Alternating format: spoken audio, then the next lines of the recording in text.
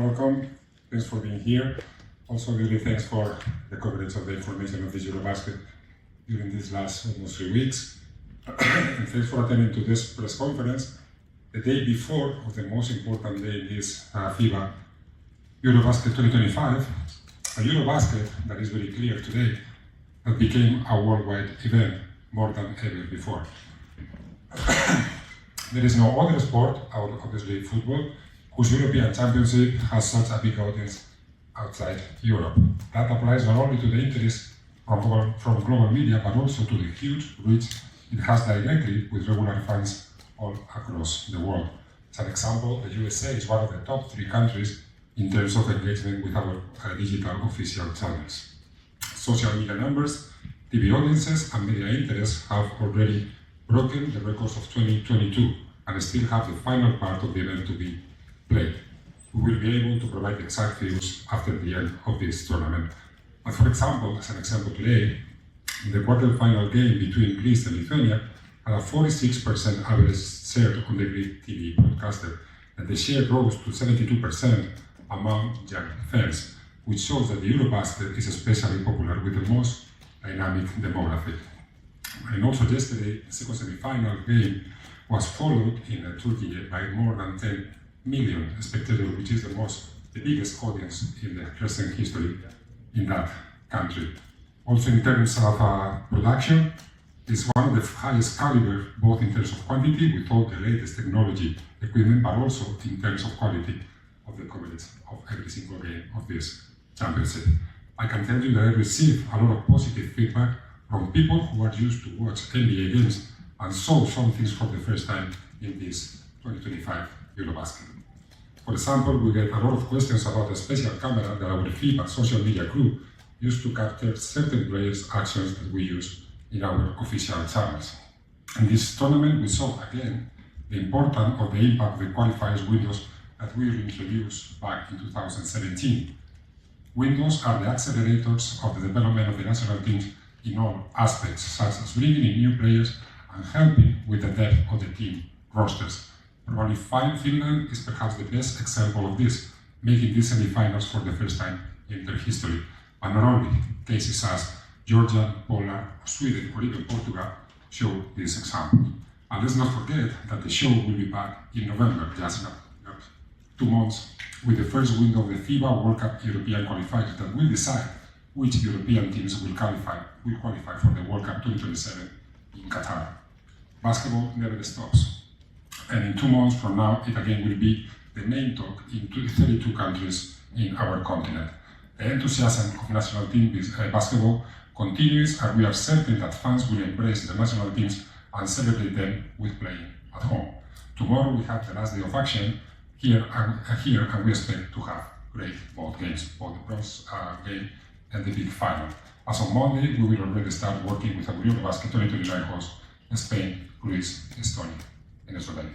And now I pass the floor to Mr. Thank you, Jorge. Good afternoon from my side. Now, I would maybe like to remind all of us to how the Eurobasket happened. You might remember that the award of the Eurobasket 2025 was just a few weeks after the war started in Ukraine. Overnight, we had from 6 candidates only 3. The board awarded initially 3 hosts, and Poland joined as a co-host later during the Eurobasket 2022 by board decision. So I want to thank all 4 national federations, all 4 countries, that they took it in these times of uncertainty. Nobody knew how long it will go. At the moment, we have even more difficult geopolitical situation. So I think the 2025 Eurobasket, it's a great example that Europe is able to deliver such an event even in very challenging times. Maybe a few words to all 4 of those hosts. I start with Cyprus, a huge investment from the government, the renovation or rebuild of the arena for such a small country. It is historical moment. The top politicians are or have been involved and supported heavily the event. Probably you heard, this is, we believe, by far the best team hotel at the Eurobasket all over. Poland also arena, which was a little bit a concern at the end of the day. It was unbelievable. Personally, I received several phone calls. Is the new arena was built in Katowice. This is how the arena looked on TV. Huge investments by the federation. Also, congratulations to them. Finland, Tampere, the arena. I think this is maybe the most modern basketball arena or multifunctional arena in Europe. So there was no concern whatsoever, and the hospitality, the Finnish hospitality was known. You might remember they also host the Eurobasket group phase back in 2017. And Latvia, I don't need to say much. You all know even better than I. So many events here, Olympic qualifiers. I'm thinking of the bubbles in the Corona time. Also co-host of the 2015 Eurobasket. By the way, that was the first multicultural Eurobasket. So organizers with a lot of experience in this beautiful arena. So again, congratulations and thank you to all 4 countries and of course the national federations for this event. We are not done yet. We have still 2 more games, but already now we can say that the 4 countries, the 4 hosts, did a great efforts to deliver. So first of all, it's fair to say that the ticketing, the ticket policy, strategies, and ticket pricing is fully with the organizers. This is their main source of income. We also, especially last few days, we hear some comments about that, and this is certainly something we will evaluate. You know that after such event there will be evaluation period. But on the other hand, I think we have to understand this is Eurobasket. This is an event which is organized every 4 years. You see here absolute superstars of not only European, of the world basketball. You know that there are some players here who are megastars even in the NBA. So if we should compare, if you go to rock concert, if you go to, I don't want to name any of the big names of the music, the ticket is not 15, 20 or 25 euros. But again, we take it seriously, and this is something we will take in consideration when we evaluate, but also clearly stated that this is fully on the LOC side. I want to ask the question that you made directly to me. Let me add one thing of what Kamil said that I fully supported. Probably Cyprus is a small country, but the organization was really big, to be honest. They achieved very high standard of organization. So maybe we can consider a small country, but an organization we consider as a big one. And this, first of all, thank you to all the president and the LOC, because they made a hell of a job, to be honest. Accomplish every date, every standard of organization, and this encourages us to repeat the experience with other, as Kamil said, small countries in the future. So we are very glad that the experience was really positive. About your question, we have to separate it in 2 things. If we talk about injuries, is one thing. If we talk about to have more players, to put one player in, one player out of the game, it is different. In the second case, we are not in favor, because the data says very clearly that normally the coaches use 9 players, maybe up to 10, and the 11th and 12th just have limited minutes. So we think it's not needed. About injuries is another thing. It is true that, for example, Germany, if I'm not wrong, tomorrow will play with only 10 players. We could open the discussion about to have players being ready, potentially at home or practicing or repeating, whatever it is to be able to replace potential injuries. But there is one thing that I would like to extend in my explanation here to allow you to understand better how FIBA Europe and FIBA works. These kind of decisions are not because I wake up tomorrow morning, I think that is a good decision to do this, or Mr. Novak proposed this. No, this is a very open organization. We have a very large competition commission, youth commission, so all these topics can be discussed. If a federation comes with a good proposal explaining why, how, and when to do it, for sure it's going to be discussed, and the commission will propose to the board to be approved or not. But honestly, we are totally open to open this discussion, because we think that this Eurobasket show that we have a potential improvement also in this matter. For your question, if you allow me, with the second sentence that you said, you are answering the first one. You said like the best players, best teams are here. Maybe, I'm sure, that one of the reasons is because we play just one Eurobasket in 4 years term. Because if you play every single year for the players, as you correctly said, it is exhausting. But not only, also because we are much focused on the players' experience, think about that. Excuse me, that talk about my career because you mentioned it. I used to play Eurobasket with 3 games in a row, 1 day off, 3 games in a row, 1 day off, then quarterfinals, semi-finals, and final. This was 2009.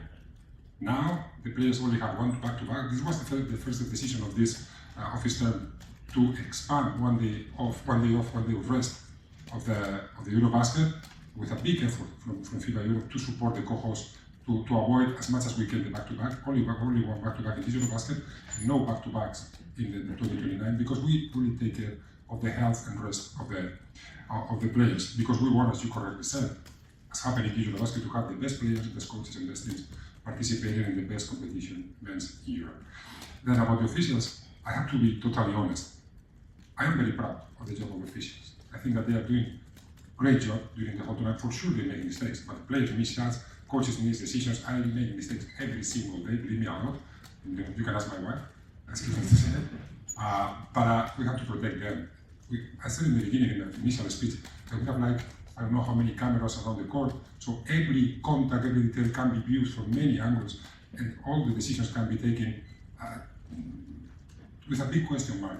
But honestly, I think the way that they are managing the games, the way they were controlling the games, the way that they're taking the decisions, I think is very, very high level so far. I think only in a positive way, because basketball is probably the only sport who have, allow me to say, to our friends, a partner and at the same time a competitor as the NBA in the same ecosystem, but the NBA is probably the best, allow me to say, partner or tool or competition to promote the basketball all over the world. Once I said this, allow me to refer to the words of Mr. Silver 2 days ago. He explained very well about the project. I think this is just positive things, but allow me to respect the finalists, the players, the teams that we play tomorrow for the final of the Eurobasket and the Bronze again, to respect them and talk about the Eurobasket and not too much about this topic. That I think I never had to talk about this topic. Also Mr. Saklis, also Mr. Novak, Mr. Silver. So if you allow me, I have to ask you to talk about the Eurobasket. Thank you. Since I had the honor to be elected in FIBA Europe as president, I've been talking with EuroLeague, I think every 2 weeks, 3 weeks. So the communication with them is open. Sometimes the goals that we want to achieve as different organizations are different or totally different, or are have some distance between their goals and our goals. The communication is good, the personal relationships are good. Sometimes, again, the goals are not the same ones, but as FIBA and FIBA Europe, as the governing body, we have the honor, but also the mandate from our boards to talk with every player in our ecosystem. Discussions are ongoing. I show it, and Mr. Franklin said the same, that we are very optimistic about the project in NBA Europe and how this can impact in our ecosystem. And EuroLeague is a great competition, nobody can hide it. And Mr. Silver said 3 days ago, the conversation, the discussions are open, the dialogue is open, and that's it. There's a long way to walk from today until whenever this happens about the NBA Europe competition in our continent. About this is going to be the next question. Sorry. And I don't want to respond too much about as I said, NBA Europe, but I have to do it, obviously, with all the due respect. This is what I have. It's very clear. Mr. Silver announced it publicly, Mr. Hagles publicly, I did it also. It is not easy to create one competition, a big competition as we want to create, as NBA want to create in Europe. So it's going to take a while, but this is going to happen. Believe me, how and when, let's see. But this will happen, no doubts about it. Then some prospects talk about 2027. I think it's a good year, but honestly, NBA is working on it. We are their partners. We want to be their partners. We want to be together with them because we truly believe this competition is going to be good, not for FIBA, not for NBA. It's going to be good for the basketball ecosystem in Europe. But believe me, no doubt that this competition is going to happen in the future.